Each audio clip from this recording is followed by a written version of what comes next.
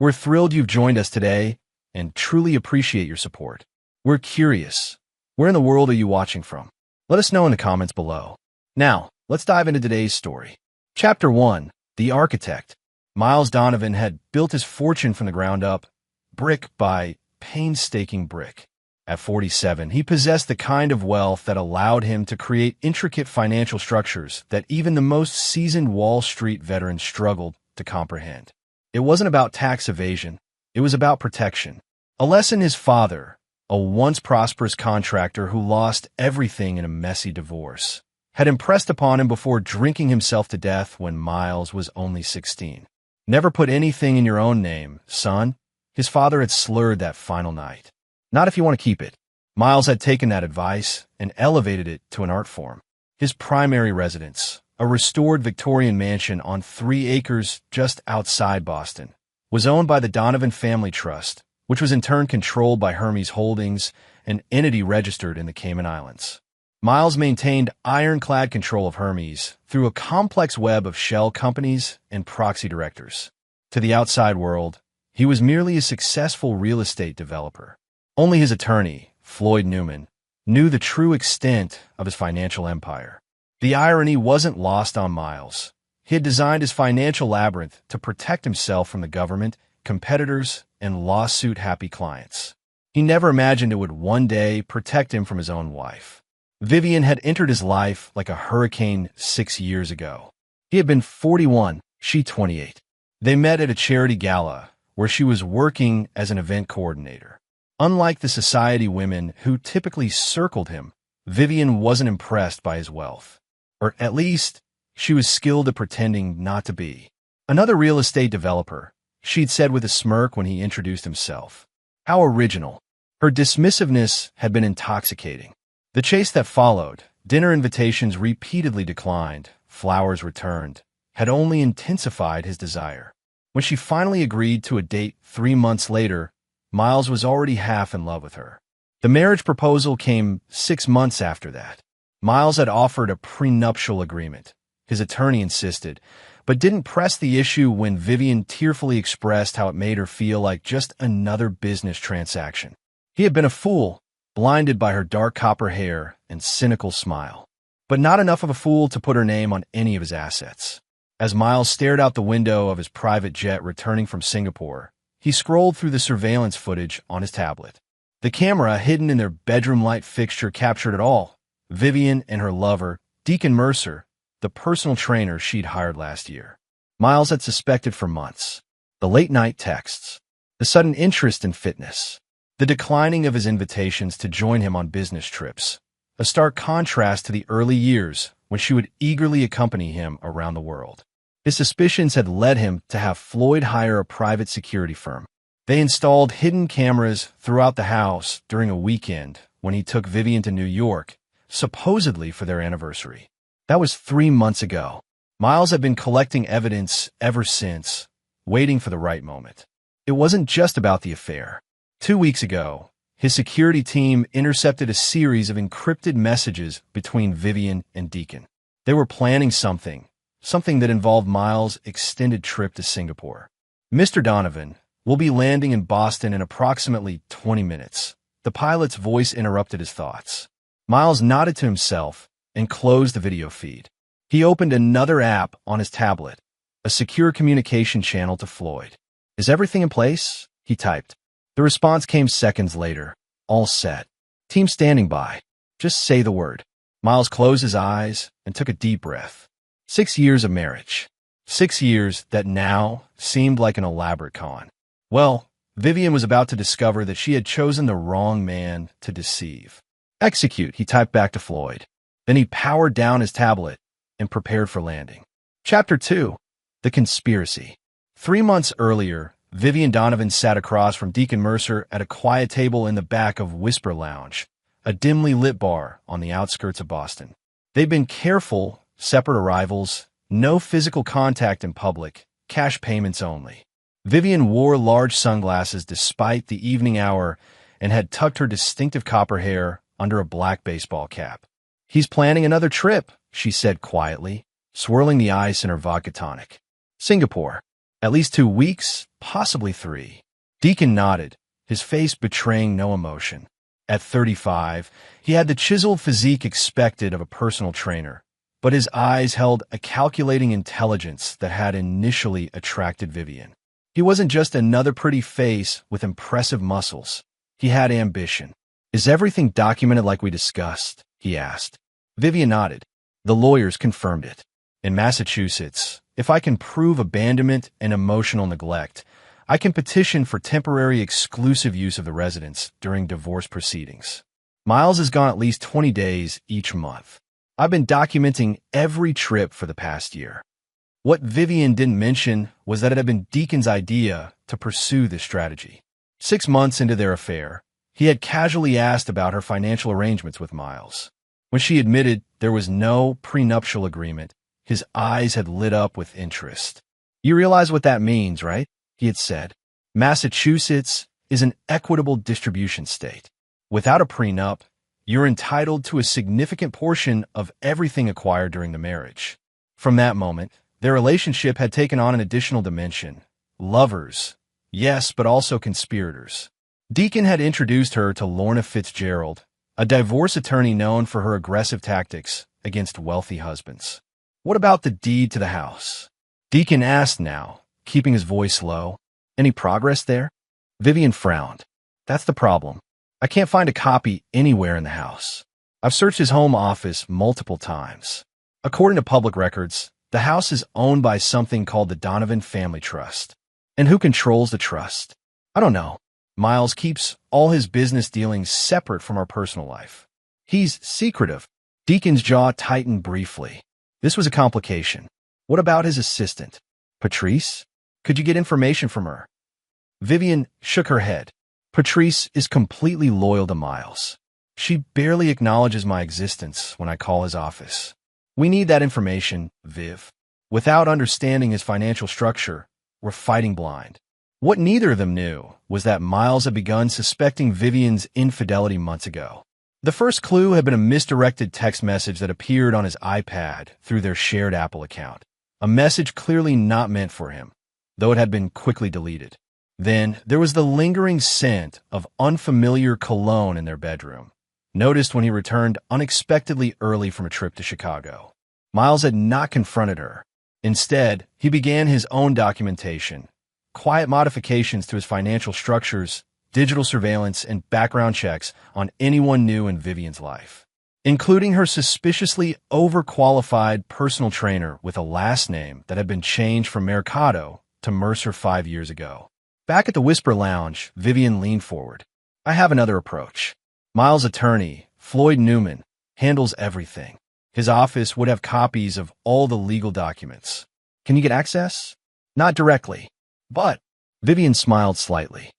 "Floyd's assistant, Bethany, has always been friendly to me. I've been cultivating that relationship." She mentioned that Floyd is going on vacation next week. "The Galapagos. Limited internet access." Deacon raised an eyebrow, impressed. "So, while the cat's away..." "Exactly. I'm taking Bethany to lunch tomorrow. I think with the right incentive, she might be willing to help us get copies of some key documents." What Vivian couldn't have known was that Bethany Palmer had worked for Floyd Newman for 15 years. Her friendliness was professional courtesy, nothing more. And her mention of Floyd's upcoming vacation was a deliberate piece of misinformation, part of a counterintelligence strategy developed after Miles first voiced his suspicions to Floyd. Bethany had immediately reported Vivian's lunch invitation to Floyd, who had instructed her to accept and feed Vivian carefully curated information. Every detail would be reported back to Miles. Meanwhile, Miles had authorized the installation of state-of-the-art surveillance equipment throughout their home. Every conversation, every visitor, every search through his papers was captured and analyzed. He watched as Vivian and Deacon's conspiracy unfolded, always 2 steps ahead of their planning. As Vivian and Deacon finished their drinks and prepared to leave separately, Deacon reached across the table and briefly squeezed her hand. "Once we have control of the house, everything else will fall into place," he assured her. "Miles will be negotiating from a position of weakness. Trust me." Vivian nodded, her expression determined. 2 more months. Then we make our move during the Singapore trip. Neither of them noticed the man sitting at the bar, apparently focused on a basketball game on the television. Harold Vincetti, retired Boston police detective and current employee of Sentinel Security Services, had been tracking their movements for weeks. As they left, he finished his club soda, left a generous tip, and made a phone call. "Sir, they're still planning to move during the Singapore trip. We got all on audio." On the other end of the line, Floyd Newman smiled. "Excellent. Send me the recording. Mr. Donovan will want to hear this personally." Chapter 3. The Deception. The Singapore business trip was supposed to last 3 weeks, but Miles Donovan had completed his negotiations in just 12 days. The development rights for the luxury condominium project in Singapore's Marina Bay area were secured, contracts signed, and local partners appeased. It was a substantial win for Donovan Development, adding another jewel to his international portfolio. Under normal circumstances, Miles would have extended his stay to explore investment opportunities in neighboring Malaysia or perhaps enjoy a few days of relaxation at the Raffles Hotel, where he maintained a permanent suite. But these are not normal circumstances. In his hotel room, Miles conducted a video call with Floyd Newman and Harold Vincetti from Sentinel Security. "They've accelerated their timeline," Harold explained, his weathered face filling a portion of the screen. "According to our surveillance, they're bringing in the security team tomorrow morning. For men from Bastion Security Services." "Bastion?" Miles raised an eyebrow. "That's Deacon's brother's company." "Correct," Floyd confirmed. "We've looked into it. Bastion is owned by Travis Mercado. Deacon still uses his birth name in business dealings with his brother. They primarily provide nightclub bouncers and event security, but they're branching into executive protection services." Miles nodded thoughtfully. "So Vivian gets to claim she feared for her safety because of my erratic behavior. And, conveniently, her lover's brother provides the muscle to keep me out of my own house." "That appears to be the plan," Harold agreed. "They've been careful to create a paper trail. Vivian has been making calls to a domestic violence hotline from your landline. She's visited the emergency room twice in the past month, complaining of anxiety and insomnia, which she attributed to fear of your unpredictable temper." Miles' expression darkened. "I've never raised my voice to her, let alone my hand." "We know that, sir," Harold said. "But she's building a narrative. She's also been transferring small amounts from your joint account to a private account over the past 6 months. Small enough not to trigger any alerts, but it adds up to about $250,000. The joint account has a $500,000 limit," Miles said dismissively. "It's replenished monthly for household expenses. She's welcome to it." Floyd cleared his throat. "There's more, Miles. Bethany reports that Vivian tried to bribe her for information about your financial holdings. Offered her $50,000 in cash to provide copies of trust documents and offshore account details." Miles leaned back in his chair, a faint smile touching his lips. "And what did our loyal Bethany do?" "Provided her with exactly what we wanted her to have. The altered documents showing that the house is owned directly by Hermes Holdings, with no mention of the intervening trusts or the fact that you personally control Hermes through proxy directors." "Perfect," Miles nodded. "And our countermeasures?" Harold took over again. "Our team will remain in position, but unseen. We have 4 operators stationed in the guest house, monitoring the security feeds. Once Bastion's team is in place, we'll make contact with them privately. As discussed, we'll present the authentic ownership documents and offer them double whatever Vivian is paying. And if they refuse?" "They won't," Harold said confidently. "I've researched Travis Mercado. He's ambitious, but practical. When he understands that his security license could be revoked for participating in an illegal lockout, he'll make the business decision." Miles nodded again, satisfied. "I'll be arriving on flight SQ-26, landing at 7:15 p.m. tomorrow. Keep me updated on any developments." After ending the call, Miles stood and walked to the floor-to-ceiling windows of his suite, gazing out at the Singapore skyline. The Marina Bay Sands complex dominated the view, its 3 towers supporting the famous Sky Park, a feat of engineering and audacity. Miles appreciated audacity. In fact, a part of him admired Vivian's boldness. It was a quality that had attracted him to her initially, but he had no tolerance for betrayal. His phone chimed with a text message from Vivian. Miss you. When are you coming home? The corners of his mouth lifted in a cold smile as he typed his response. Negotiations wrapping up early. Should be home tomorrow evening. Can't wait to see you. He could almost picture her panic as she read his message. The frantic call to Deacon. The rushed adjustment of their plans. They would need to move quickly now, bringing in the security team immediately rather than tomorrow morning. Miles sent another text to Floyd. Green light. They'll move tonight. Floyd's response was immediate. Team in position. All contingencies covered. Miles turned back to the Singapore skyline, his reflection superimposed over the glittering cityscape. His father's voice echoed in his memory. Never put anything in your own name, son. Not if you want to keep it. He had built his financial fortress to protect against business risks, never imagining it would serve as a bulwark against marital betrayal. Yet here he was, about to witness the effectiveness of his creation from a new angle. Miles poured himself 2 fingers of Macallan 25, raised the glass in a silent toast to his late father, and began packing for his journey home. Chapter 4. The Confrontation. The private jet touched down at Boston Logan International Airport at 6:43 p.m., 32 minutes ahead of schedule. Miles had slept for most of the 14-hour flight, a skill he perfected over years of international business travel. He looked refreshed in his tailored charcoal suit as he descended the steps to the tarmac, where a black Escalade waited. "Welcome back, Mr. Donovan," said Roland, his longtime driver. "Straight home?" "Yes, Roland," Miles replied, sliding into the leatherback seat. "And take the route past Brewer's Pond, would you? I could use the extra few minutes." "Of course, sir." As the Escalade pulled away, Miles checked his phone. 3 text messages from Floyd with updates. Bastion team arrived at 9 a.m. For men, led by Travis Mercado personally. Vivian presented altered documents to them claiming full ownership. Our team made contact at 2 p.m. Travis agreed to our terms immediately. Miles smiled slightly. The final message had arrived just 30 minutes ago.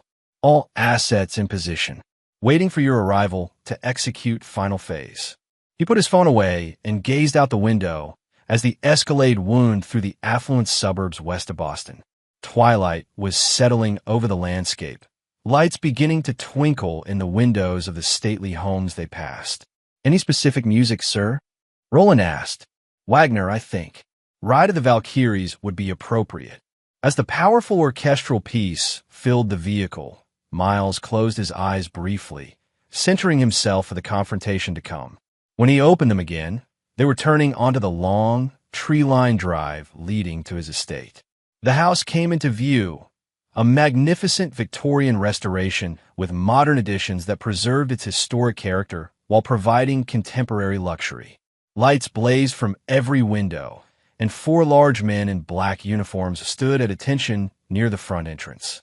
Bastion security, no doubt. The Escalade stopped at the bottom of the circular driveway, just inside the gate. Miles stepped out, straightening his suit jacket. "Wait here, Roland. This shouldn't take long." As Miles approached, the security team moved to form a human barrier in front of the door. The tallest among them, a muscular man with a military-style buzz cut, stepped forward. "I'm sorry, sir, but you can't come any further. This is private property." Miles smiled pleasantly. "I'm well aware. It's my private property.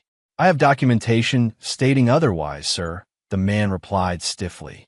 "This residence belongs to Mrs. Vivian Donovan, and she has requested that you not be permitted entry."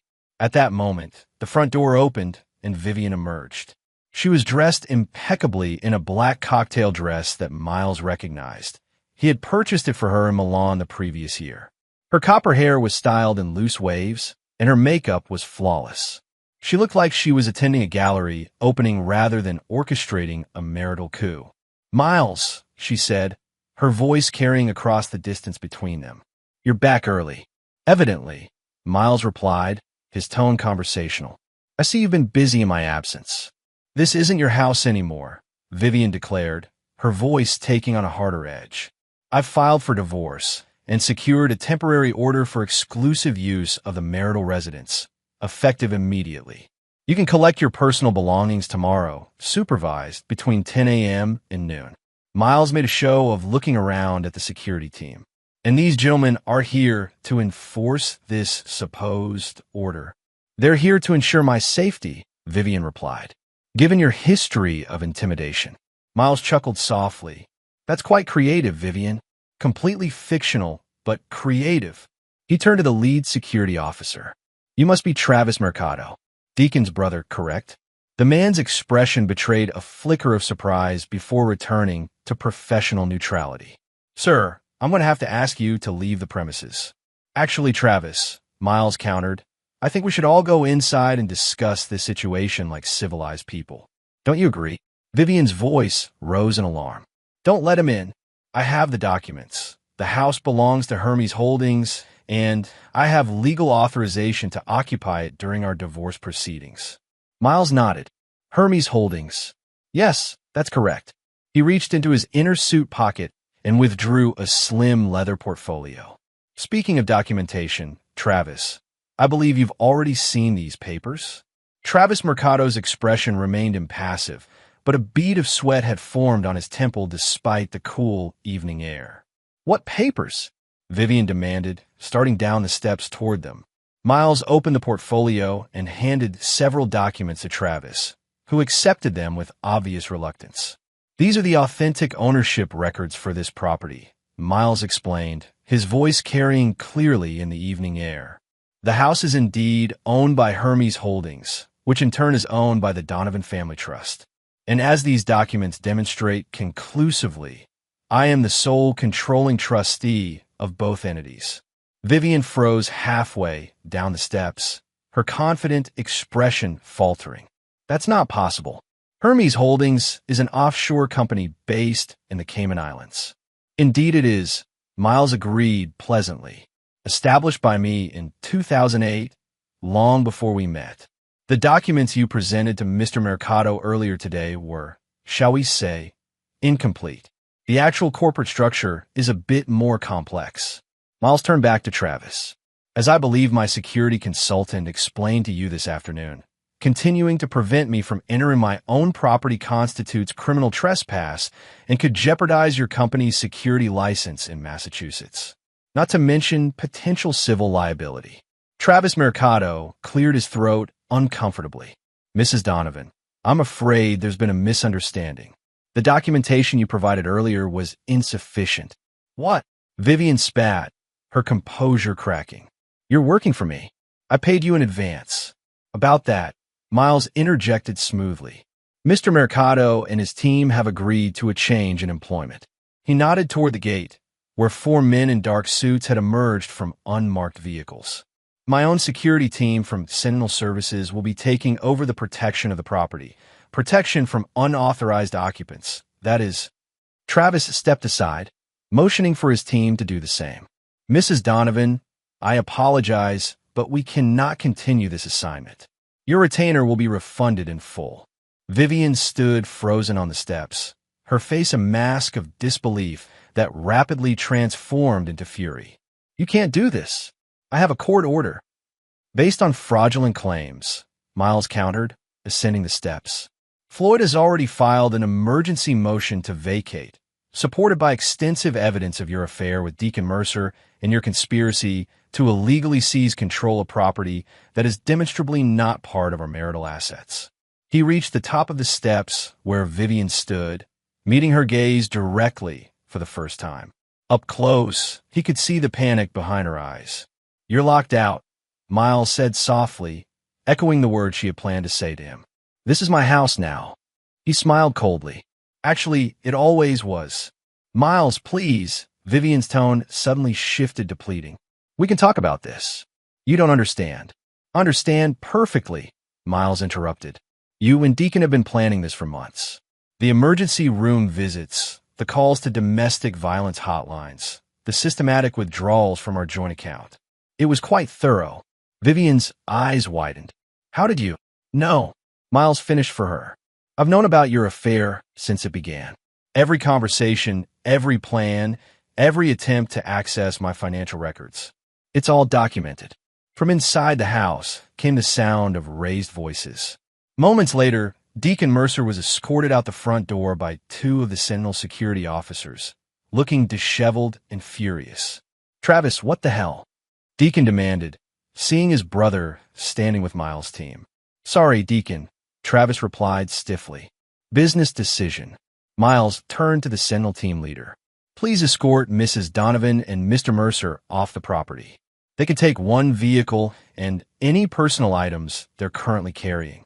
Everything else can be arranged through our attorneys." "Miles, you can't just throw me out," Vivian protested, her voice rising hysterically. "Half of everything is mine by law. Half of our marital assets," Miles corrected her. "This house, as you've just learned, is not a marital asset. Neither are most of my business holdings. But we can discuss the division of our IKEA dishware and the Target betting if you'd like." The security team moved forward, flanking Vivian and Deacon. "This isn't over," Deacon snarled. Miles regarded him with cold amusement. "Mr. Mercer, or should I say, Mr. Mercado, for you, it's very much over. Now, please leave my property before I decide to press charges for breaking and entering." As Vivian and Deacon were escorted to her BMW, Miles turned and entered his home. The massive oak door closed behind him with a satisfying thud. Inside, Floyd Newman waited in the foyer, a glass of scotch in hand. He offered it to Miles. "Congratulations," Floyd said. "Phase 1 complete, exactly as planned." Miles accepted the drink and took a sip, savoring the smoky flavor. "Arrange for the locks to be changed tonight, and schedule a deep cleaning for tomorrow." "Already done," Floyd assured him.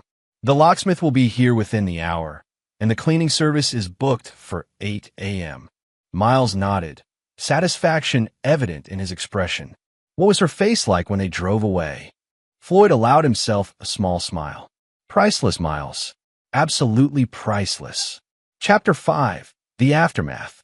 The morning after the confrontation, Miles sat in his home office reviewing the surveillance footage from the previous night. After he had gone inside, leaving Vivian and Deacon to be escorted off the property, the cameras had captured their departure. Vivian's face was indeed a study in shock, rage, and disbelief as she was forced into the passenger seat of her own BMW, Deacon taking the wheel. Miles paused the footage, zooming in on Vivian's expression. 6 years of marriage, and he had never seen her look so authentic.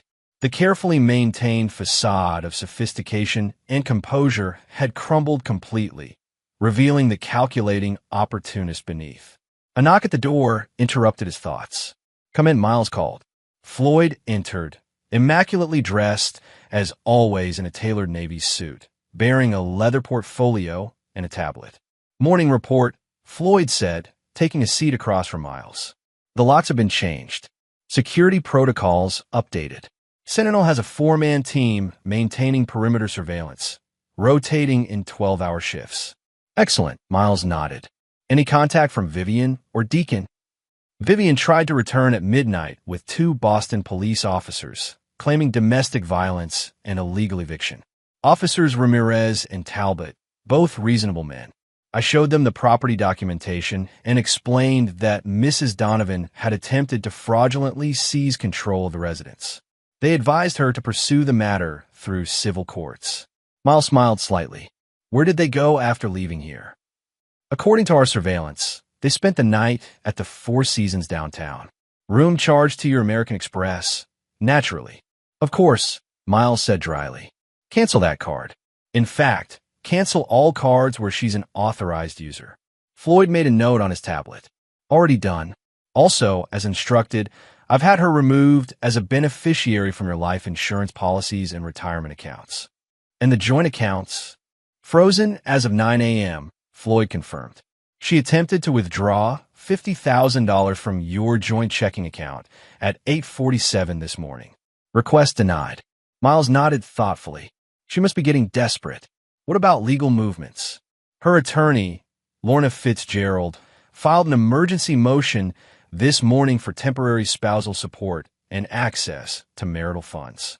Judge Harriman denied it pending a full hearing next week. "We've submitted our counterclaims, including the surveillance evidence of the affair and conspiracy."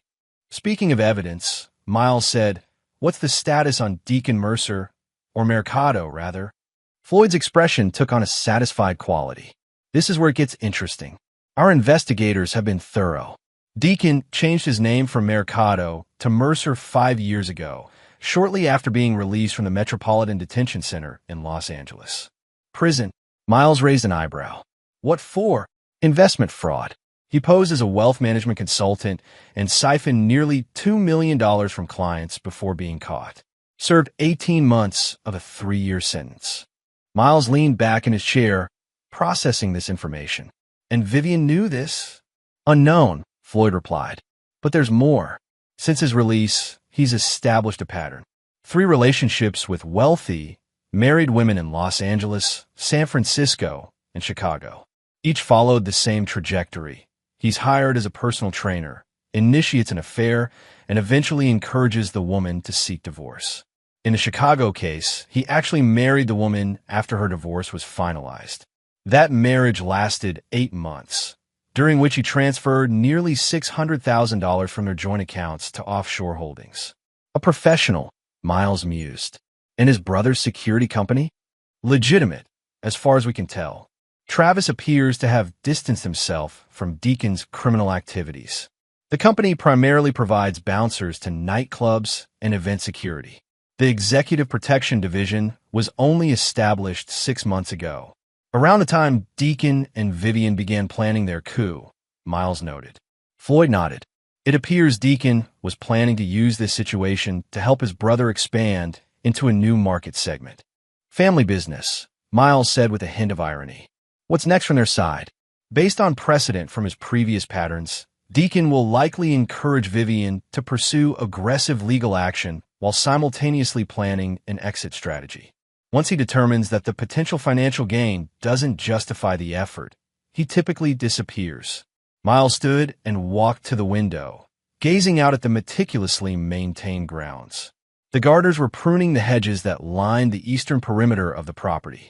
"He won't disappear this time," Miles said quietly. "Neither of them will." Floyd studied his client carefully. "What are you thinking, Miles?" Miles turned, his expression calm but determined. "Phase 2. It's time to dismantle Mr. Mercado's operation permanently and ensure that Vivian understands the full consequences of her choices. The private investigator has compiled extensive documentation on Deacon's previous frauds," Floyd offered, "including victims who never reported to authorities. We could anonymously provide this information to current victims' spouses, law enforcement in multiple jurisdictions, and financial regulators." "Do it," Miles decided. "But that's just the beginning. I want financial pressure applied immediately. Contact the Four Seasons and any other high-end hotels in Boston. Make it known that neither Vivian nor Deacon are authorized to charge anything to any of my accounts or business entities. They'll need to find alternative accommodations quickly," Floyd observed. "Precisely. Where's Vivian's family these days?" "Her mother was in Arizona, as I recall." "Phoenix," Floyd confirmed. "Retirement community. Vivian's sister Lorraine is in Seattle with 3 children. Neither has significant financial resources." Miles nodded. "Vivian hasn't spoken to her mother in years. Some disagreement over her first marriage. She won't go there. The sister is a possibility, but Vivian would consider it humiliating to show up destitute on Lorraine's doorstep. That leaves Deacon's resources," Floyd noted, "which I suspect are more limited than he's led Vivian to believe," Miles said. "His type keeps just enough liquid assets for appearances. The rest is either tied up in illiquid investments or doesn't exist at all." A notification chimed on Floyd's tablet. He glanced down, then looked up at Miles with raised eyebrows. "It appears Vivian has just retained new counsel. She's dropped Lorna Fitzgerald and hired Garrett Osborne." Miles gave a low whistle. "Osborne doesn't come cheap. Starting retainer is $75,000, if memory serves." "Correct," Floyd confirmed. "Which raises the question, where did she get that kind of money on short notice with her access to your accounts cut off?" "Maybe Deacon is better funded than we thought," Miles mused. "Or perhaps Vivian had a rainy day fund I wasn't aware of. Either way, Osborne is formidable. This is escalating faster than anticipated. Should we adjust our strategy?" Floyd asked. Miles considered for a moment, then shook his head. No. If anything, this confirms we're on the right track. Vivian's fighting back harder than I expected, which means she believes there's still something worth fighting for. The divorce settlement, Floyd nodded. Even without the house, Massachusetts law entitles her to a significant portion of assets acquired during the marriage. Assets in my name, Miles clarified, which, as you know, are minimal compared to the holdings of my various corporate entities. He returned to his desk and sat down. Still, she could potentially claim a portion of Donovan Development's increase in value during our marriage. We need to neutralize that angle. Floyd hesitated. There is one option we discussed previously, but you were reluctant to pursue it. Miles met his attorney's gaze. The offshore restructuring. Yes, Floyd confirmed. If executed properly, it would render most of your assets unreachable in a divorce proceeding. The downside is that it would trigger certain reporting requirements and potentially attract regulatory attention. I've always operated within the law, Floyd, Miles reminded him. Complex, yes. Aggressive in tax planning, certainly. But legal. The restructuring would remain legal, Floyd assured him. But it would put you on the radar of agencies that have previously paid little attention to your holdings. Miles tapped his fingers thoughtfully on the desk. What's the timeline? For full implementation? 3 to 4 weeks.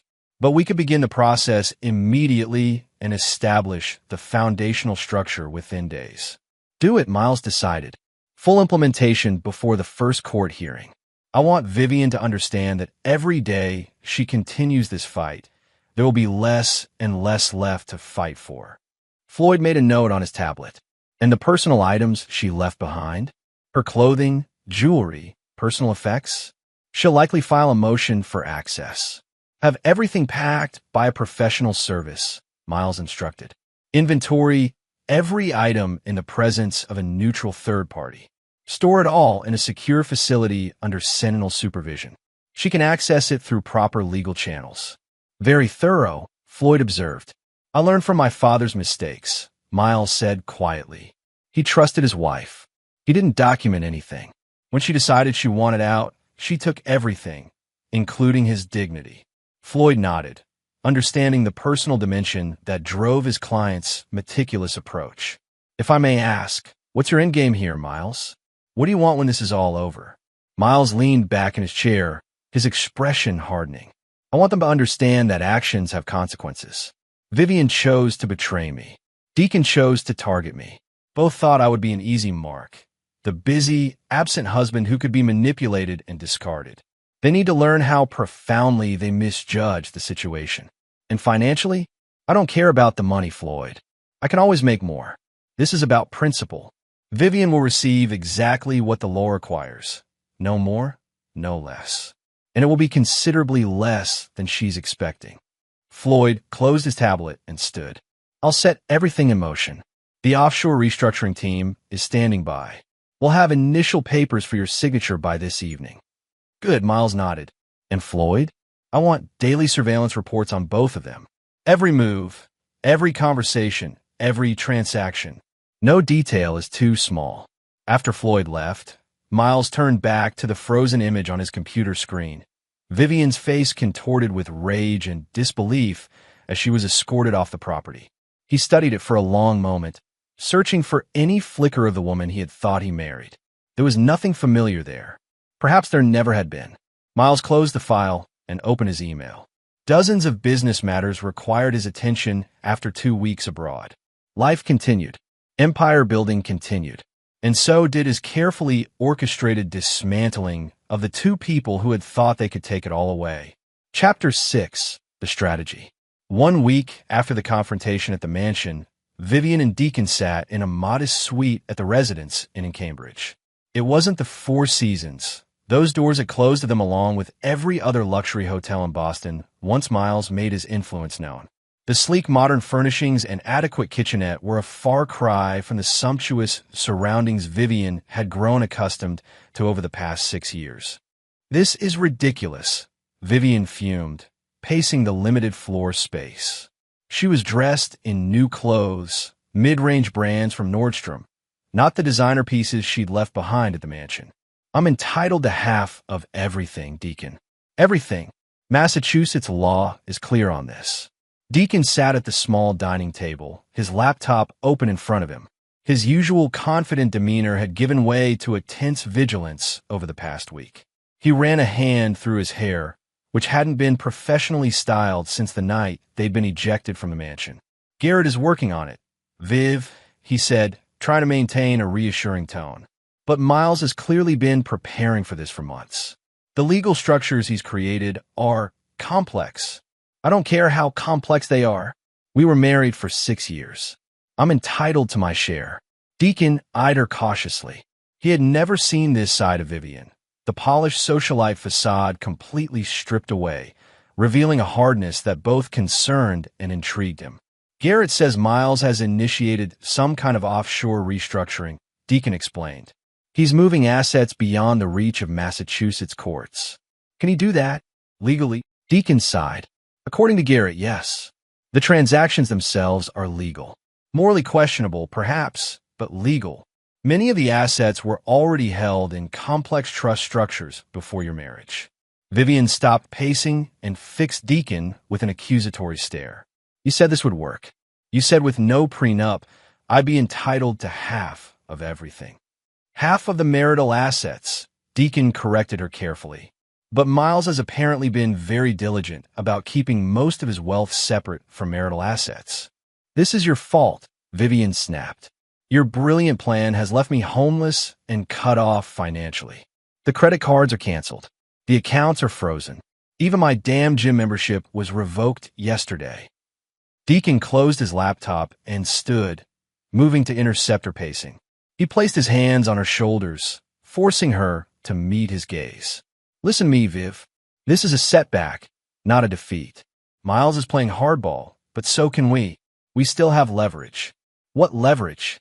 Vivian demanded. He has the house, the money, the business, the high-priced attorneys. What do we have?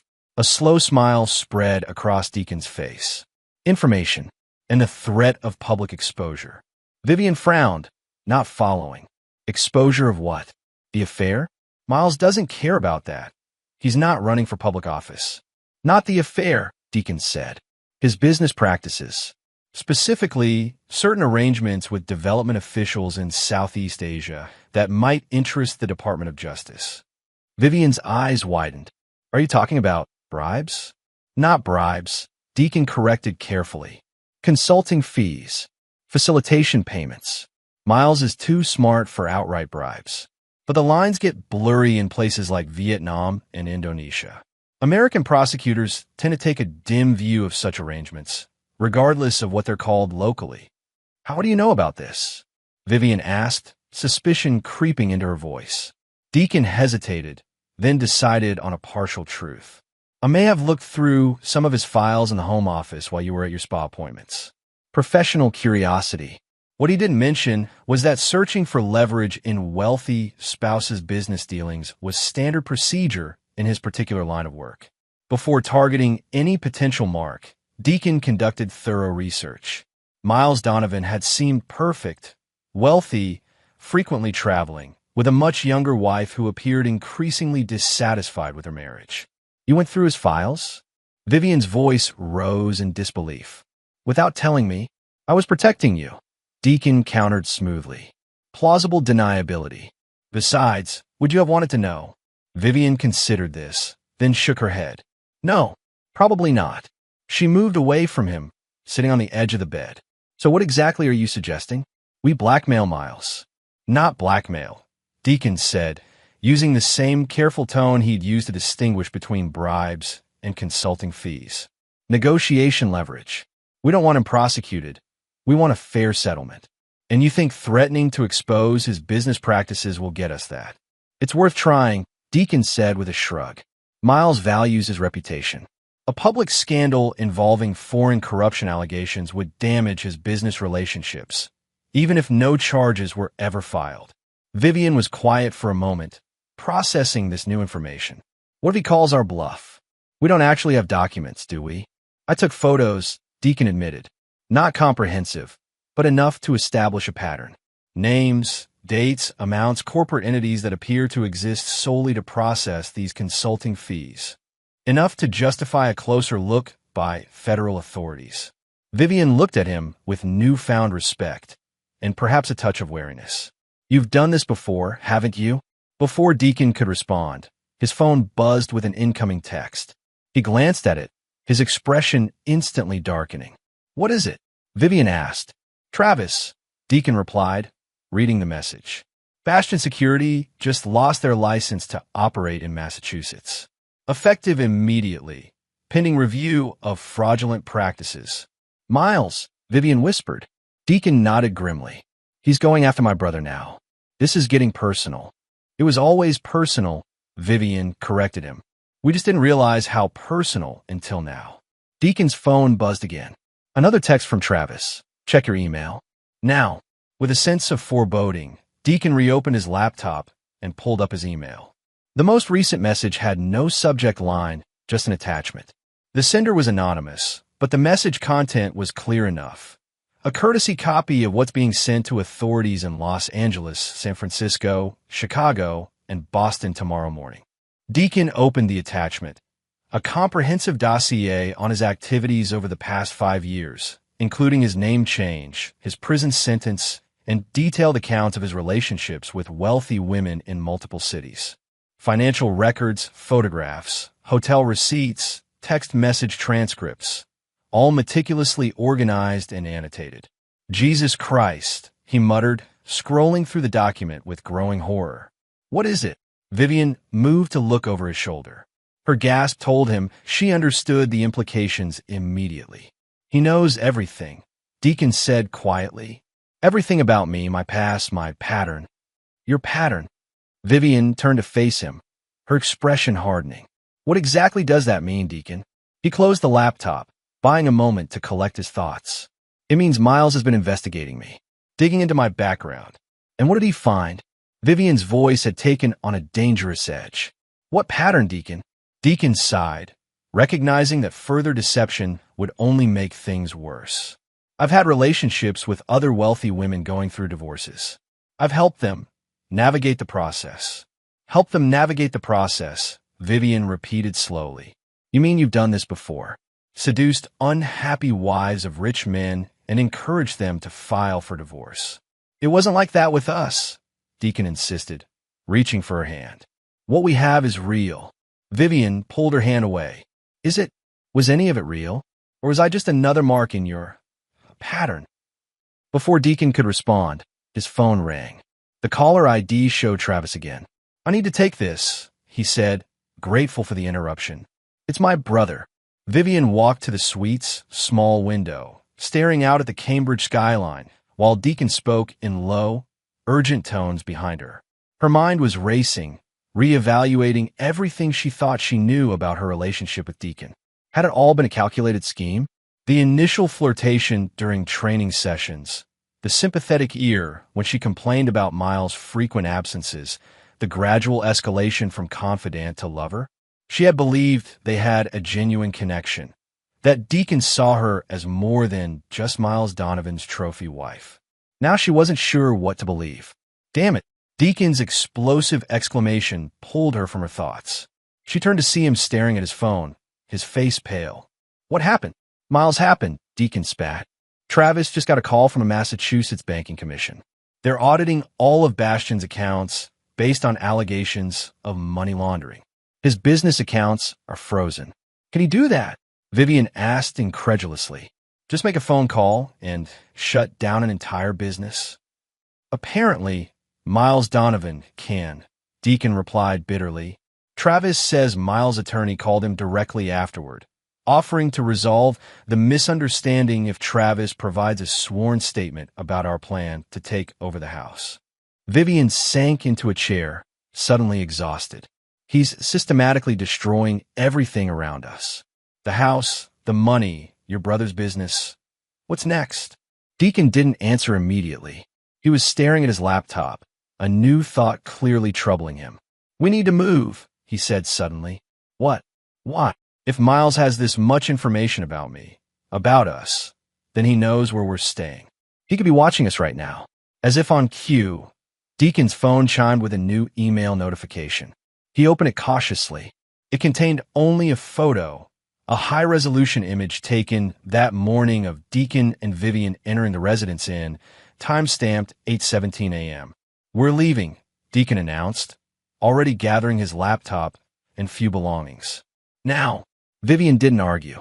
She quickly packed her new, less expensive clothes into a single suitcase, while Deacon checked out remotely through the hotel's app.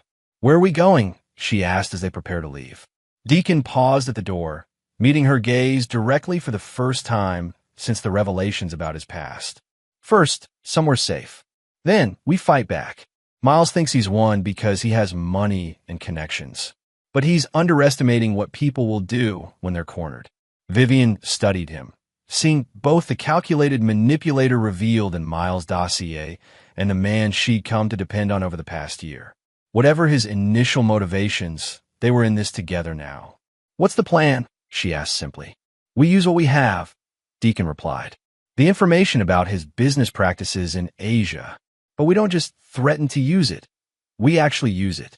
Anonymous tip to the Justice Department. Copy to the SEC. Let Miles deal with federal investigators crawling through his business while we regroup." "That's not negotiation leverage anymore," Vivian pointed out. "That's scorched earth." Deacon nodded grimly. "Miles crossed a line going after my family.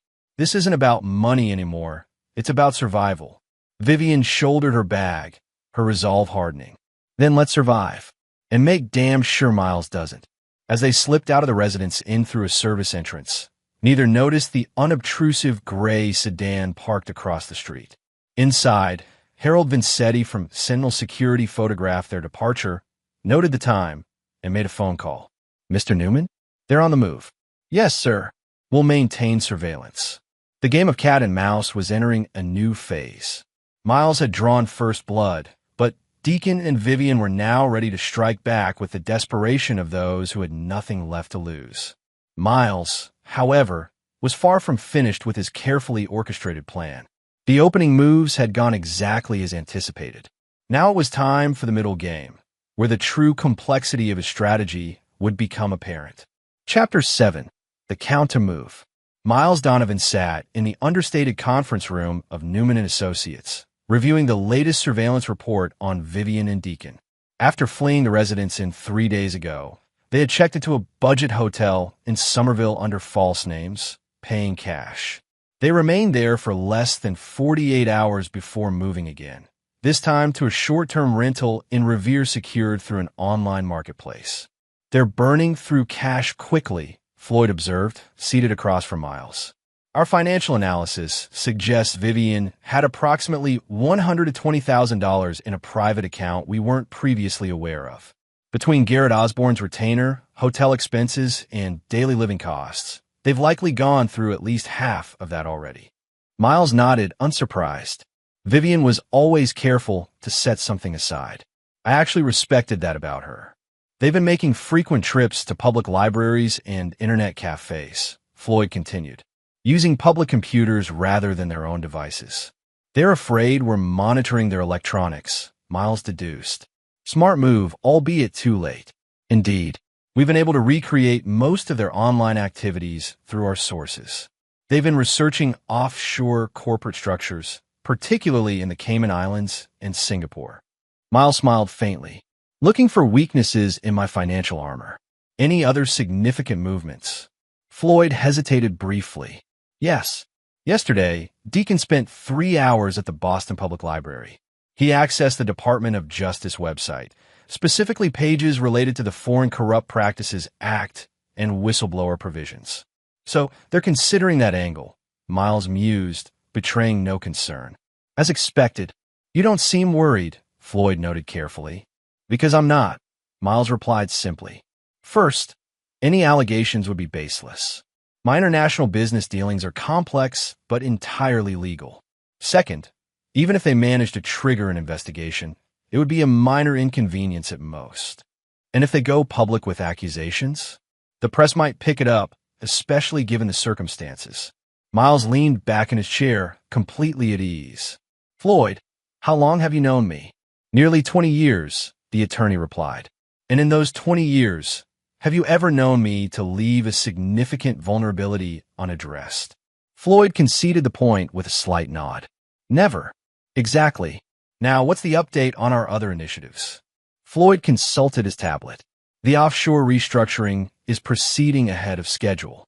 Phase 1 is complete, with the primary assets now secured within the new structure. Personal court filings show that Vivian's attorney has requested an emergency hearing regarding financial support. Judge Harriman has scheduled it for next Tuesday. And our counter motion, filed yesterday, we've requested full financial disclosure from both Vivian and Deacon, including the source of funds for Osborne's retainer, given that all known marital accounts have been frozen. Miles nodded approvingly. That should create some interesting pressure points. What about Travis Mercado? He's cooperating fully, Floyd reported. Provided a sworn affidavit regarding the scheme to take over the house, including text messages between him and his brother discussing the plan. The Banking Commission has conditionally lifted the freeze on Bastion's operational accounts, though the audit continues. Good. He made the right choice, Miles said. And our final contingency? Floyd's expression grew more serious. In place, but he hesitated. Miles, are you certain you want to proceed with that? It's extreme, even given the circumstances. It's insurance, Floyd. Something I hope we won't need to use, but essential to have in place. Miles fixed his attorney with a steady gaze. They try to take everything from me. Not just material possessions, but my home, my legacy. They need to understand that actions of that magnitude have consequences of equal measure. Before Floyd could respond, his assistant Bethany entered after a brief knock. I'm sorry to interrupt, Mr. Newman, but there's a situation requiring immediate attention. What is it, Bethany? Floyd asked. We've just received word from our sources at the Justice Department. An anonymous complaint was filed this morning alleging violations of the Foreign Corrupt Practices Act by Donovan Development, specifically regarding projects in Vietnam and Indonesia. Miles and Floyd exchanged looks. They've made their move, Miles said quietly. Sooner than I anticipated. Floyd turned back to Bethany. What's the current status? The complaint has been received by the FCPA unit, but no formal investigation has been opened yet. They're conducting an initial assessment. Thank you, Bethany, Floyd said. Please ask Carlton to join us immediately. After Bethany left, Miles stood and walked to the window, gazing out at the Boston skyline. They're desperate, he observed, making accusations without sufficient evidence. But potentially damaging nonetheless, Floyd cautioned. An FCPA investigation, even one that ultimately finds no wrongdoing, can create significant business disruption and reputational damage. Which is precisely why we prepared for this scenario, Miles reminded him. Activate Protocol Firebreak immediately. Floyd nodded and made a call. Carlton, it's time. Initiate Firebreak. Full spectrum, effective immediately. Miles continued staring out the window as Floyd completed the call. Protocol Firebreak was a comprehensive counterintelligence and reputation management system they had developed years ago for just such a contingency. It involved multiple components: legal response teams, media management specialists, financial communication protocols, and, most importantly, activation of carefully cultivated relationships within key regulatory agencies. Carlton confirms all elements are being activated, Floyd reported after ending the call. The DOJ response team is already preparing a detailed rebuttal to any potential allegations. Our regulatory liaisons are being briefed. Excellent, Miles said, turning back from the window. Now, let's discuss next steps. I want to increase the pressure on our friends. They've already lost the house, access to funds, and Deacon's brother's business is compromised, Floyd pointed out. What more leverage do we need? This isn't about leverage anymore, Floyd, Miles said, his voice hardening slightly. This is about consequences. They've escalated by involving federal authorities with false accusations. That crosses a line. Floyd studied his client carefully. In 20 years, he had never seen Miles truly angry. Irritated, yes. Strategically aggressive, certainly, but never consumed by personal animosity. Now, however, he detected something new in Miles' demeanor. a cold fury carefully controlled beneath his composed exterior. "What do you propose?" Floyd asked cautiously. "First, I want a full audit of Vivian's activities over the past year. Financial transactions, communications, travel, everything. She's been planning this for months, which means she's likely made mistakes. Find them." Floyd made a note. "And Deacon, we already know about his criminal past. Now I want details about his victims, the women he's manipulated before. Contact them, discreetly. See if any would be willing to come forward with their experiences." "For a criminal complaint?" Miles shook his head. "Not yet. Information gathering first." "And Floyd? I want to know everything about that private account of Vivian's. Where the money came from, when it was established, whether any of it originated from our joint funds." "You're building a case for financial fraud," Floyd realized. "I'm exploring all options," Miles corrected. "They chose this battlefield. I'm simply ensuring I have the appropriate weapons." A knock at the door announced Carlton Renwick's arrival. The former Justice Department prosecutor, now a partner at a prestigious Washington law firm that specialized in FCPA cases, entered with the confident bearing of a man accustomed to high-stakes legal battles. "Miles," Carlton nodded in greeting. "Firebreak protocols have been initiated. My team is already in contact with the FCPA unit chief, a former colleague of mine. We're positioning this as a malicious complaint filed as leverage in a contentious divorce." "How are they responding?" Miles asked. "Cautiously," Carlton replied. "They're obligated to review all complaints, but the timing and anonymous nature raise red flags for them. I provided them with background on your current situation with your wife and her associate." "Good," Miles nodded. "Timeline. They'll conduct a preliminary review, which typically takes 2 to 3 weeks. However, given the circumstances and the information we've provided, I believe we can expedite a determination of insufficient basis to proceed within 7 to 10 days. "That's not fast enough," Miles said firmly. "I need this resolved before the divorce hearing on Tuesday." Carlton looked skeptical. "Miles, even with my connections, the DOJ has processes." "I understand bureaucratic constraints, Carlton," Miles interrupted. "But I also understand that where there's a will, there's a way. Find the way." Carlton and Floyd exchanged glances before Carlton nodded. "I'll do what I can, but I should note that an unusually rapid dismissal could itself raise questions." "Then ensure the dismissal is both rapid and unquestionable," Miles replied. "The complaint is baseless. The evidence of its malicious intent is clear. Make that reality apparent to your former colleagues." After Carlton left to make the necessary arrangements, Floyd turned to Miles. "There's still the matter of the hearing on Tuesday. Garrett Osborne is good. He'll come prepared to paint you as a vindictive husband using your financial resources to punish Vivian." "Let him try," Miles said dismissively. "We have surveillance evidence of her conspiracy with Deacon, sworn testimony from Travis Mercado about their scheme to seize the house, and documentation of her attempts to access confidential financial records through your assistant." "All true," Floyd acknowledged. "But Osborne will argue that surveillance of your wife without her knowledge demonstrates controlling behavior. He'll claim her actions were those of a desperate woman trying to escape an emotionally abusive relationship." Miles raised an eyebrow. "Is that your assessment of her best strategy?" "It's what I would argue in his position," Floyd admitted. "The facts aren't on their side, so they'll attack your character and methods." Miles considered this, then nodded slowly. "You're right, and that gives me an idea." He reached for his phone and made a call. "Harold? Miles Donovan. I need a special surveillance assignment." "Yes, highest priority. I want everything on Garrett Osborne. Personal habits, financial situation, potential conflicts of interest. Particularly any connection to Deacon Mercer or similar clients in the past." After ending the call, Miles noticed Floyd's concerned expression.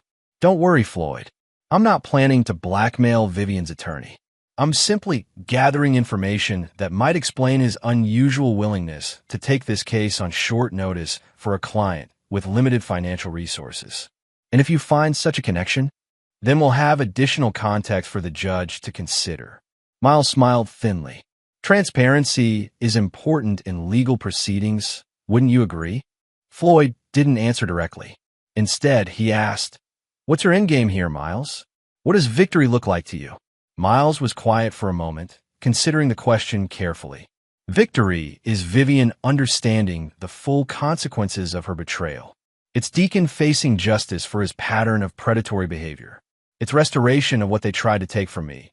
Not just material possessions, but peace of mind. The knowledge that my defenses worked. And financially, Vivian will receive exactly what the law requires. No more, no less. But she'll learn that her actions have permanently diminished what that amount would have been had she chosen a different path. Floyd nodded, making a final note on his tablet. I'll have the team work through the weekend preparing for Tuesday's hearing. And Miles? For what it's worth, I think you're handling this remarkably well, considering the circumstances. Miles smiled faintly.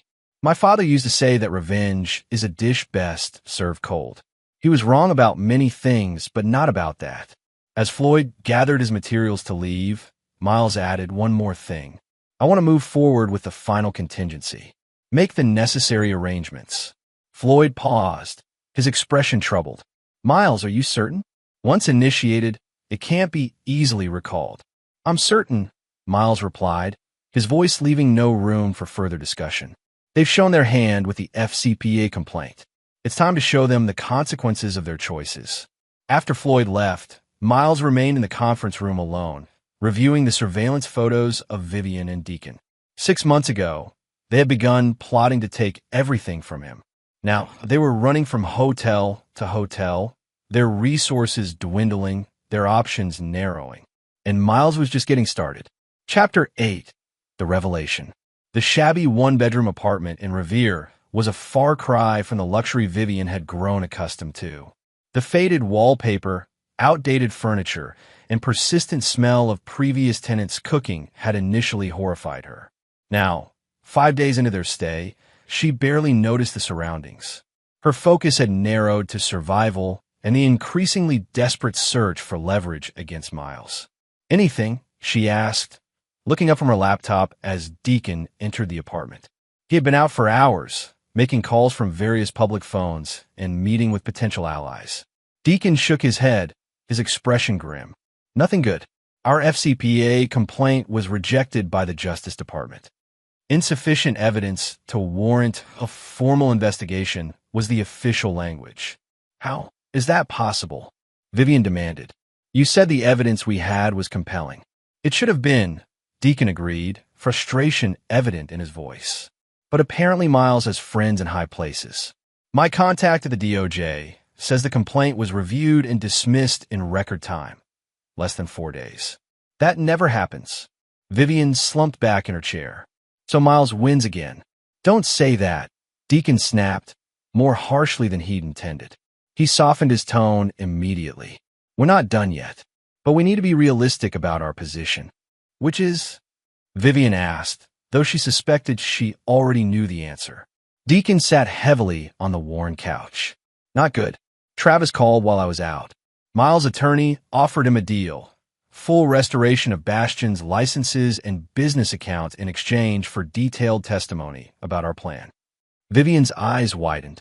He wouldn't. He already did, Deacon said flatly. Travis chose his business over family loyalty.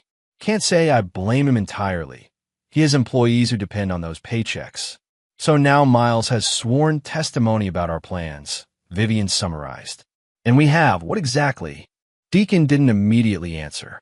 His usual confident demeanor had eroded steadily over the past week as Miles' systematic counterattacks had closed off one option after another. We have the hearing on Tuesday, he finally said. Garrett still believes he can secure you temporary support. Based on what? Miles has moved everything offshore. The house isn't a marital asset. My access to all accounts has been cut off. Vivian ran her hands through her hair, which hadn't seen her regular stylist in almost 2 weeks. Face it, Deacon. We're outmatched. No, Deacon insisted, a hint of his former confidence returning. Miles is playing hardball, but so can we. He cares about his reputation. That's a vulnerability. A vulnerability we tried to exploit with the FCPA complaint, which went nowhere, Vivian reminded him. That was just one approach, Deacon countered. There are others. The press, for instance. A scorned wife's story of her controlling, manipulative husband who uses his wealth to punish her for wanting freedom. That narrative has legs, especially in the current climate. Vivian considered this. You think the media would be interested? I know they would, Deacon assured her. I've already had preliminary conversations with a producer at Channel 7. They're very interested in an exclusive interview. And what would I say? That I had an affair and tried to lock my husband out of his own house. Deacon leaned forward intensely. No, you'd say you felt trapped in a controlling relationship. That Miles was often absent, emotionally unavailable. That when you sought comfort elsewhere, he reacted with disproportionate financial punishment and surveillance, using his wealth as a weapon. That's not entirely untrue, Vivian admitted slowly. Exactly. The best narratives contain elements of truth. Miles was absent. He did keep you in the dark about financial matters. He did surveil you without your knowledge. Deacon reached for her hand. This could work, Viv. It could pressure him into a more reasonable settlement offer before his reputation takes a hit. Before Vivian could respond, a sharp knock at the door startled them both. They exchanged alarmed glances. No one knew they were staying here except Travis, who certainly wouldn't be visiting after his betrayal. Are you expecting anyone? Deacon whispered.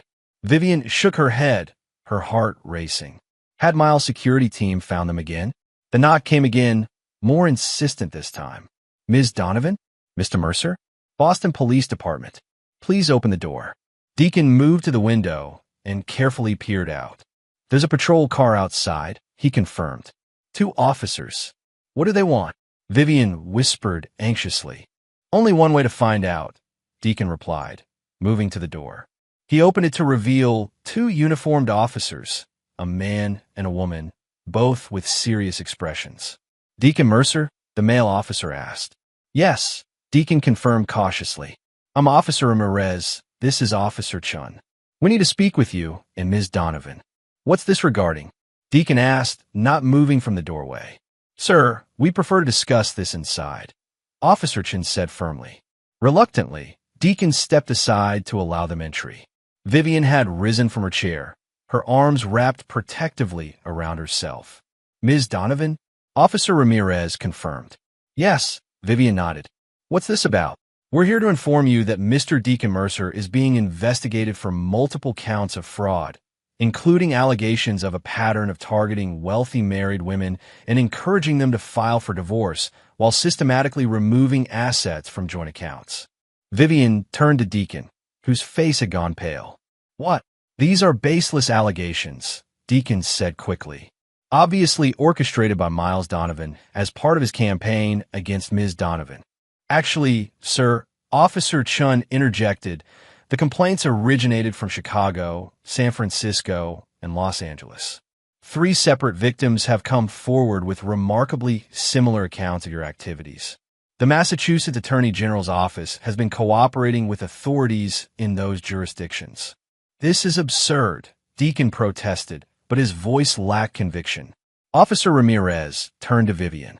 Ma'am, we're also here to inform you that your attorney, Garrett Osborne, has withdrawn as your counsel of record as of this morning. What? Why would he do that? Vivian demanded, her mind reeling. We're not privy to that information, Officer Chun replied. But we're required to serve you with these papers. She produced an envelope from her jacket and handed it to Vivian. This is a notice of deposition. You're being called to testify regarding Mr. Mercer's activities and your joint financial dealings over the past year. Vivian accepted the envelope with a trembling hand. Am I being charged with something? Not at this time, Officer Ramirez answered. The investigation is focused on Mr. Mercer's pattern of activity across multiple states. However, I should advise you that your involvement is being reviewed. This is Miles, Deacon said bitterly. He's behind all of this. Sir, these investigations were initiated by complaint from women in 3 different states, Officer Chun repeated. Unless you're suggesting Mr. Donovan somehow orchestrated multiple women to come forward simultaneously in different jurisdictions. That's exactly what I'm suggesting, Deacon insisted. He has resources, connections. Mr. Mercer, Officer Ramirez interrupted firmly. At this time, you are not being arrested. However, You are required to make yourself available for questioning. Detective Alvarez from Major Crimes will contact you tomorrow to arrange a formal interview. After the officers left, Vivian turned to Deacon, her expression a mixture of shock and growing suspicion. What the hell was that? She demanded. Multiple women? A pattern? Deacon ran a hand through his hair, visibly shaken. It's Miles, Viv. He's trying to drive a wedge between us.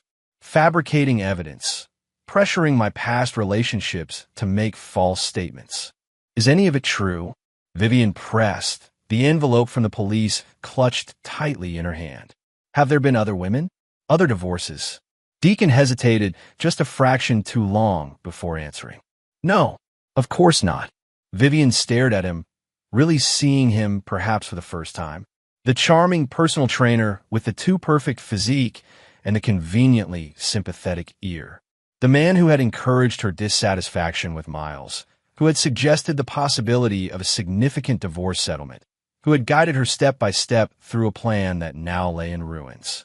You're lying, she said quietly. The police officers were right, weren't they? This is your pattern. Find a wealthy, unhappy wife. Seduce her.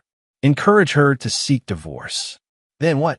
Drain her accounts once she gets her settlement? Vivian, you're upset. You're not thinking clearly. No, she cut him off. For the first time in months, I am thinking clearly. She took a step back from him. Miles was right about you. About us. This whole thing was a con from the beginning. Deacon's demeanor shifted suddenly, the desperate defensiveness replaced by a cold calculation that Vivian had never seen before. Fine, he said, his voice hardening. Yes, there were others. But what difference does it make now? We're in this together, Vivian. Miles has outmaneuvered us at every turn. Our only chance is to stick together and find a new angle. Why? Vivian challenged. So, you can move on to your next target once you've bled me dry? How much of my private account have you already transferred to yourself? Deacon's silence was damning. Get out, Vivian said, her voice trembling with rage. Get your things and get out. Don't be stupid, Deacon snapped. You need me. The hearing is in 3 days. Without an attorney, without support. I'll figure it out, Vivian interrupted. But I want you gone. Now. For a moment, Deacon looked like he might argue further. Then his expression shifted again, a cold smile spreading across his face. You're making a mistake, he said quietly. But fine. Have it your way. He gathered his laptop and a small bag of essentials. At the door, he paused. When Miles crushes you in court on Tuesday, don't come looking for me. After he left, Vivian sank onto the couch, the police envelope still clutched in her hand. Her mind was racing, reevaluating every moment of her relationship with Deacon in light of this new information. The attentive listener, the gradually increased physical training sessions, the first accidental touch that led to more, the sympathetic conversations about Miles' emotional distance. Had any of it been real? Or had she simply been another mark in a practice con? Her phone chimed with an incoming text. Unknown number. With a sense of foreboding, she opened the message. Ms. Donovan, this is Floyd Newman. In light of recent developments, Mr. Donovan is willing to discuss settlement terms. If you're interested, please call my office to arrange a meeting. This offer expires at 5 p.m. tomorrow. Vivian stared at the message for a long time. Miles had known all along what Deacon was. Known that their relationship was built on manipulation and deceit. And now, with Deacon exposed and her attorney withdrawn, Miles was offering an olive branch. Or was it a trap? Another move in a game she was clearly losing? Vivian set down the phone without responding and opened the envelope from the police. Inside was indeed a formal notice of deposition, but also a second document that made her breath catch. It was a detailed financial analysis of her private account, the one she thought no one knew about. The analysis showed systematic transfers over the past 3 months. Small amounts moved regularly from her account to an offshore entity registered in Panama. More than $60,000 in total. Transfers she had never authorized. Transfers Deacon must have initiated using her account information. At the bottom of the page was a handwritten note in unfamiliar handwriting. Evidence secured from Deacon's laptop. Multiple similar patterns documented with previous victims. Consider your options carefully. Vivian's hands trembled as she set down the document. The full magnitude of her situation was becoming clear. She had been manipulated by Deacon. She had betrayed Miles. She had participated in a scheme to illegally seize property. And now she was alone, without legal representation, facing a divorce hearing in 3 days. For the first time since the confrontation at the mansion, Vivian Donovan began to cry, not from anger or frustration, but from the crushing realization of her own terrible mistakes. Chapter 9. The Resolution. The conference room at Newman & Associates was deliberately intimidating, all polished mahogany and leather chairs, with a sweeping view of Boston Harbor through floor-to-ceiling windows. Vivian sat alone on one side of the massive table, painfully aware of her faded jeans and simple blouse, the best she could manage from her rapidly dwindling wardrobe. Across from her sat Miles, impeccable in a tailored navy suit, flanked by Floyd Newman and a younger attorney she didn't recognize. Miles' expression was unreadable as he studied a document before him, seemingly in no hurry to acknowledge her presence despite the fact that she had been waiting for nearly 10 minutes. Finally, he looked up. His eyes held none of the warmth she remembered from their early years together, but neither did they contain the anger she had expected. Instead, there was something more disturbing, clinical detachment, as if she were a mildly interesting business problem to be solved. "Thank you for coming, Vivian," Miles said, his voice neutral. "I understand yesterday was difficult for you." Vivian straightened in her chair, determined to maintain her dignity despite everything. "You orchestrated all of this, didn't you? Finding Deacon's previous victims, getting my attorney to withdraw, even the police showing up exactly when they did." Miles didn't deny it. "I simply accelerated processes that would have happened eventually. Deacon Mercer, or Mercado, rather, has left a trail of victims across the country.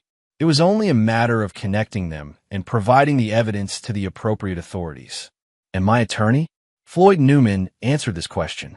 "Mr. Osborne withdrew after learning of Mr. Mercer's criminal background and the potential implications for your case. It was his decision, made to protect his professional reputation." Vivian doubted that was the whole story, but she let it pass. "Why am I here, Miles? Your text said you wanted to discuss settlement terms." "Yes," Miles confirmed. "The divorce hearing is Monday. I see no reason to drag this out further." The younger attorney slid a document across the table to Vivian. "This is our proposed settlement agreement. I'd be happy to walk you through the key provisions." Vivian didn't touch the document. "I don't have an attorney anymore.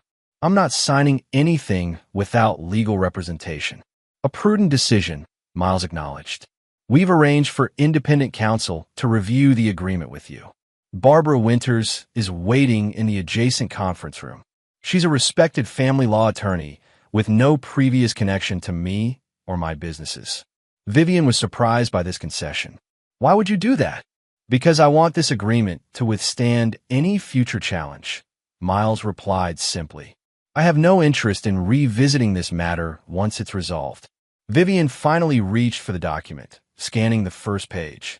The language was dense legal terminology, but the bottom-line figures caught her attention immediately. $3 million? She asked, looking up in surprise. "Plus the condo in South Beach."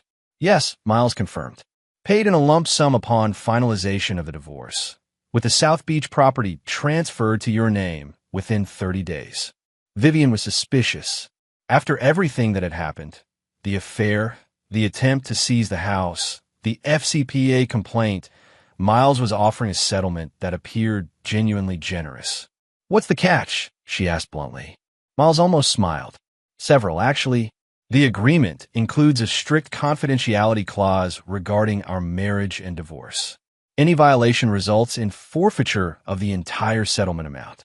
There's also a non-disparagement provision that prevents you from making any negative statements about me or my businesses to the media or through social media." "That's standard," Vivian noted. "There must be more." "There is," Miles admitted. "The agreement requires your full cooperation with authorities in their investigation of Deacon Mercer's activities. You'll need to provide complete and truthful testimony regarding his methods and actions." "You want me to help you destroy him?" Vivian said flatly. I want you to help his victims seek justice, Miles corrected, including yourself. Vivian was quiet for a moment, absorbing the implications. And if I refuse? If I decide to fight this in court? Floyd Newman cleared his throat. Ms. Donovan, I believe you should discuss that scenario with independent counsel. But I can tell you that we have substantial evidence regarding your participation in Mr. Mercer's scheme, including recorded conversations planning the takeover of the house and a fraudulent presentation of ownership documents to Bastion Security. You were surveilling me in our home, Vivian said, anger flaring. Yes, Miles acknowledged without apology. After finding evidence of your affair and overhearing a phone conversation that suggested you were planning something more than just a divorce. The surveillance was legal and will be admissible in court. Vivian felt cornered, yet the settlement offer was far more generous than she had expected given the circumstances. Why offer me anything at all? You could crush me in court. We both know it. For the first time, Miles' composure slipped slightly, a flash of genuine emotion crossing his face. Because despite everything, we were married for 6 years.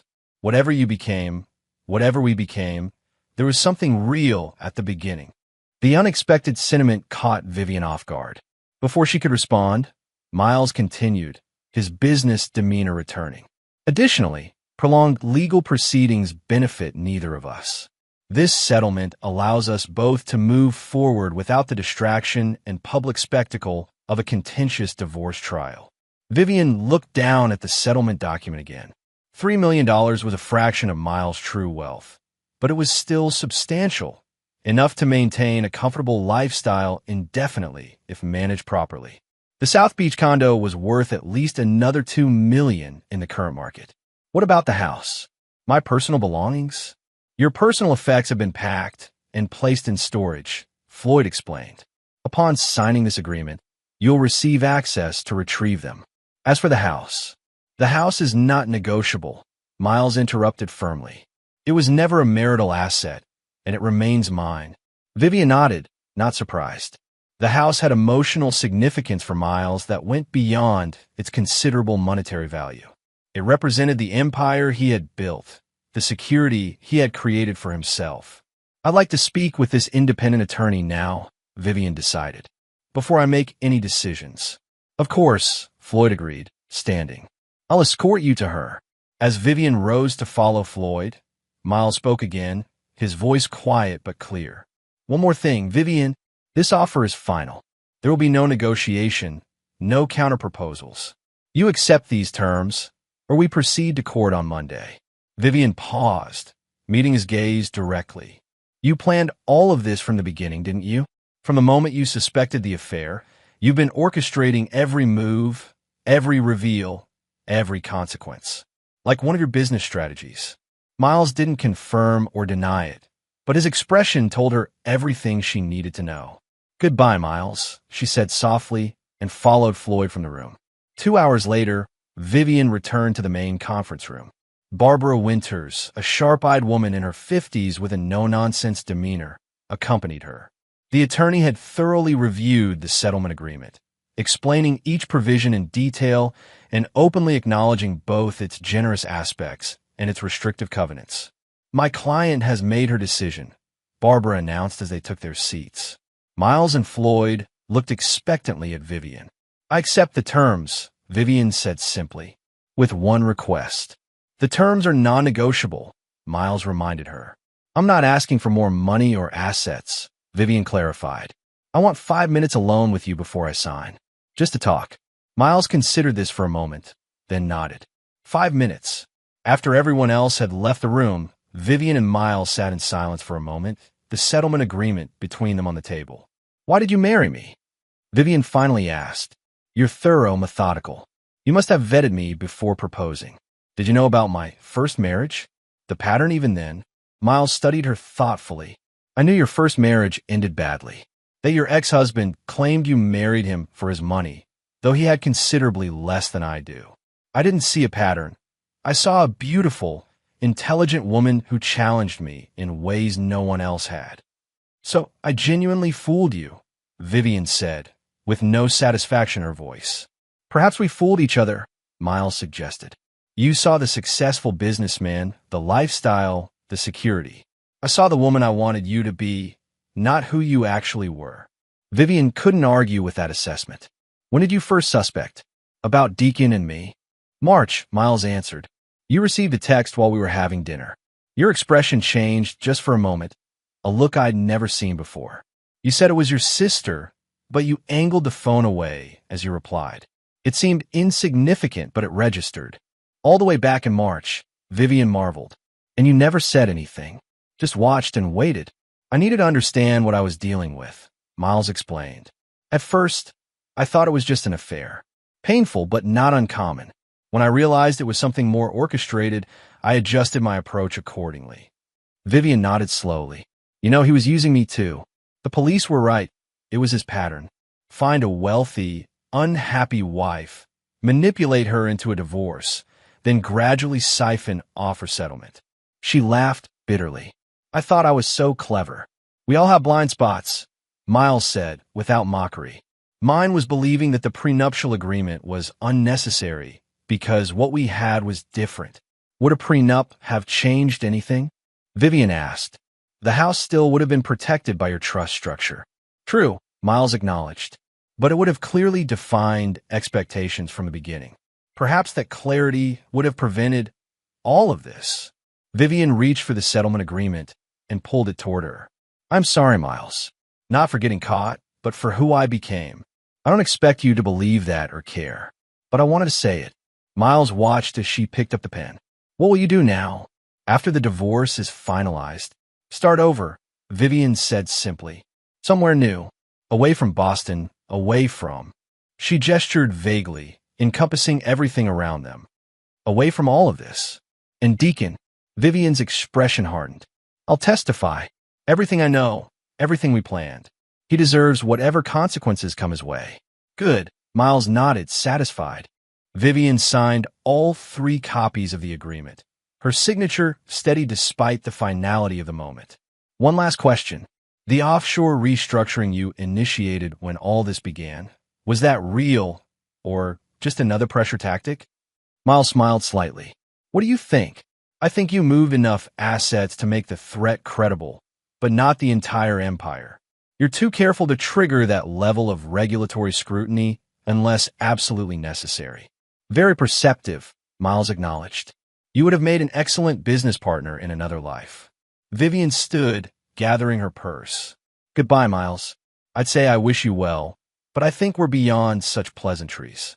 Actually, Miles replied, rising as well. I do wish you well, Vivian. Not because you deserve it, but because holding on to bitterness serves no purpose. I've built my life around protecting what's mine. I've succeeded in that. What you do with your future is your own concern. As Vivian reached the door, Miles spoke one final time. Just remember the terms of our agreement. Complete confidentiality. No public statements. No media interviews. Your cooperation with authorities regarding Deacon. Any violation. I know, Vivian interrupted. I forfeit everything. She turned to face him one last time. Don't worry, Miles. I've learned my lesson about underestimating you. I won't make that mistake again. After she left, Floyd returned to the conference room. That went more smoothly than expected, he observed, collecting the signed agreements. She's pragmatic, Miles replied. She recognized her position and made the rational choice. And Mercer? The investigation is proceeding. Miles nodded. Multiple jurisdictions now. The evidence we provided has opened several previously closed cases. He'll face charges in at least 3 states. Consequences, Floyd noted. As you said from the beginning. Yes, Miles agreed. Actions have consequences. Vivian's affair cost her our marriage and most of the financial security she coveted. Her participation in Deacon's scheme cost her any moral standing in the divorce. And Deacon's pattern of predatory behavior will finally cost him his freedom. And for you, Floyd asked, what consequences do you face from all this? Miles was silent for a moment, looking out the Boston skyline where the afternoon sun glinted off the harbor waters. I trusted unwisely, he said finally. The consequence is that I won't make that mistake again. He turned back to Floyd, his expression resolute. Now, let's get back to business. The Singapore development won't manage itself. As they gathered their materials to leave, Floyd observed his client with a mixture of admiration and concern. Miles had navigated the entire crisis with the same methodical precision he applied to his business dealings. He had identified the threat, developed a multi-layered strategy to neutralize it, and executed that strategy flawlessly. Yet something fundamental had changed. The Miles Donovan who had fallen in love with Vivian 6 years ago, the man who had been willing to forego a prenuptial agreement because he believed in the relationship, was gone. In his place stood someone even more formidable, someone who had eliminated what might have been his last vulnerability. Miles caught Floyd watching him and raised an eyebrow inquiringly. "Just thinking," Floyd said, "that you've handled this situation remarkably well." "I simply applied the principle my father taught me," Miles replied. "Never put anything in your own name if you want to keep it, including your trust." With that, he closed his briefcase and strode from the room, already focused on the next challenge, the next opportunity, the next victory. Behind him, in his perfectly ordered wake, lay the ruins of Vivian's schemes and Deacon's manipulations, a testament to the consequences of betraying a man who had built an empire specifically designed to be unassailable. A man who never forgot and never forgave. And there you have it. Another story comes to an end. What did you think? I'd love to hear your thoughts in the comments below. If you enjoy this story, consider joining our community by subscribing. It means the world to us. For more stories like this one, check out the recommended videos on screen, and I'll see you there.